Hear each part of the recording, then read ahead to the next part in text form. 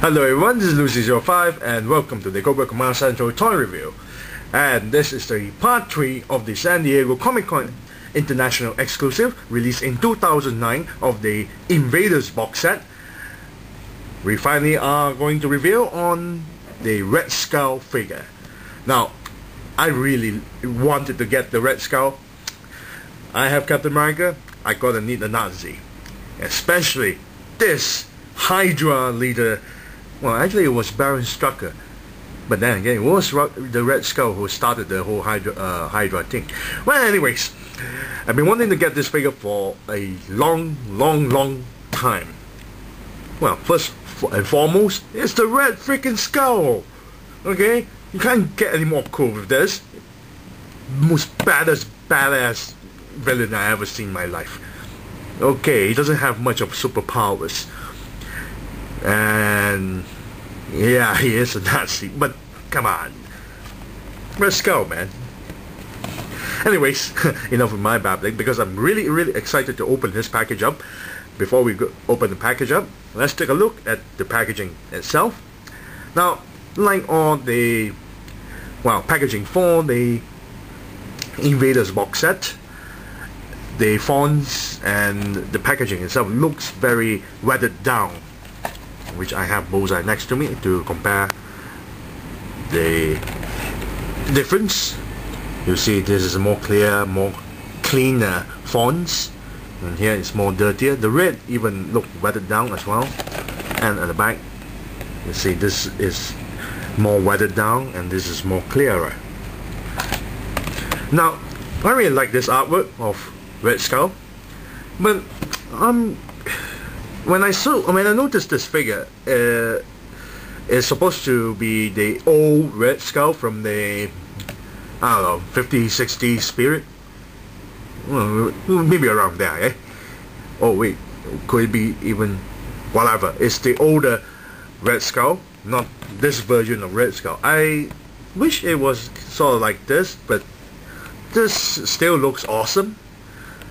You can still see the eyeball if you can. It's really hard to see.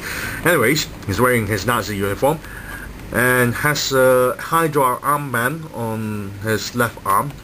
Would be great. It would be a, the Nazi armband, since he's a Nazi. And here we have the 70 years of Marvel Comics. Really nice artwork. And at the back, you can see the Red Skull there with his cane. Comes with a cane and a Luger and a holster there. I believe you can actually put the Luger pistol onto a holster. You got the bio of Red Skull. Very nice.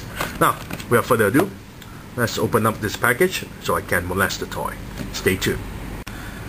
And we're back after removing the figure up from the box, and like all Marvel Universe packaging, it comes with a silly little file card that stated top secret, a character card. On one side it shows the Red Skull artwork, and the other side it shows the stats. It states here the Order of Hydra with a nice little Hydra logo on the corner here. The Red Skull image is here. Bottom part will say human. His real name is Johann Smith. Code name Red Skull. Hair none. Eyes blue. Height 6'1", weight 195 pounds, sex male. Powers none. Abilities: military genius, political strategist, flying hand-to-hand combatant, skilled marksman. And that's about it. Here we have a transcript to the Defense Department from Lieutenant Commander Arthur Alexander via transmission from Bucky Barnes. It stated, please be aware that our intel is incorrect. We have new high altitude photos that show Red Skull and his Hydra army are indeed conducting weapon experiments that can cause major catastrophe. From what we gathered, it appears to be some kind of rocket with a range we are not yet certain of. We will infiltrate the Hydra weapons facilities in approximately 1 hour. And transmission. And that's about it. Now, let's take a look at the figure itself. Like all Marvel Universe figures, it does not come with a base stand, so I have to take a 25th anniversary G.I. Joe base stand for him to stand. Now, from the looks of it, he looks awesome. Okay, he looks absolutely awesome.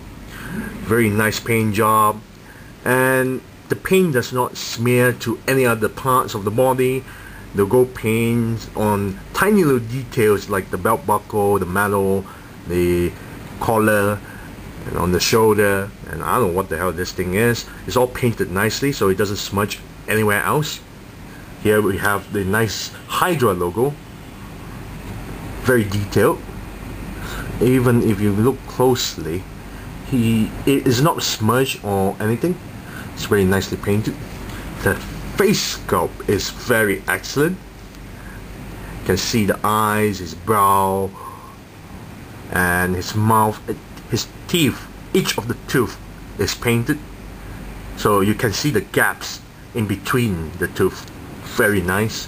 At the back of the head, you got the cranium, and there's the lines from the skull itself.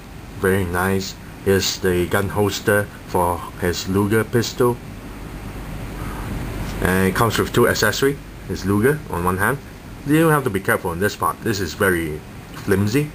And his cane, which is very flimsy as well.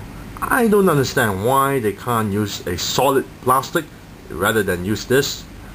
And when placed into his hand, it fits, but to the end part here it seems very loose. So despite that, if you want him to hold it like so, it tends to fall down like no, here is okay. Oh, now it still goes down. And let's take a look at the articulation.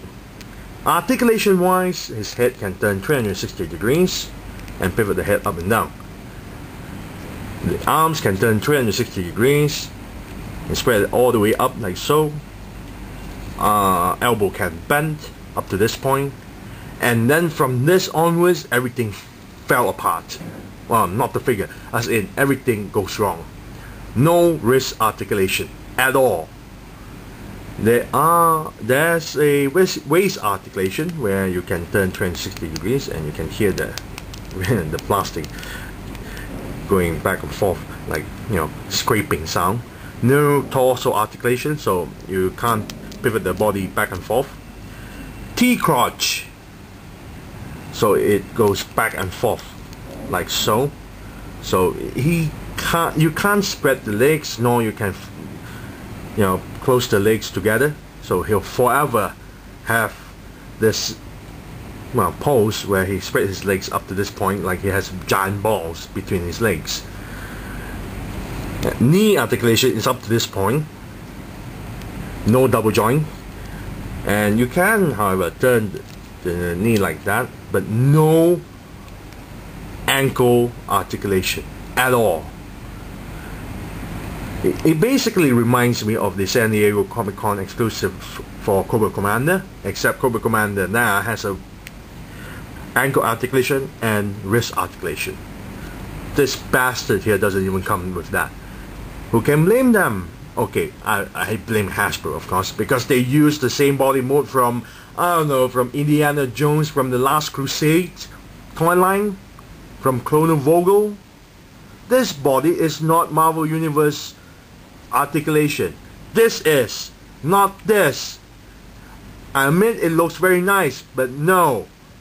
It doesn't even have a goddamn wrist articulation or ankle articulation. I can still forgive with the T-crotch and the waist articulation, but what is this? So if you want to pose the little bastard, you know, to a really nice pose, you can't. You're basically stuck with this. So if I'm going to give a rating on this, I'm just going to give a 5 out of 10. He looks nice, but articulation wise, he sucks balls. So this is the end of the part 3 review for the Invaders box set. In the part 4 review, we'll be looking at the Human Torch. So this is Lucy05, signing off.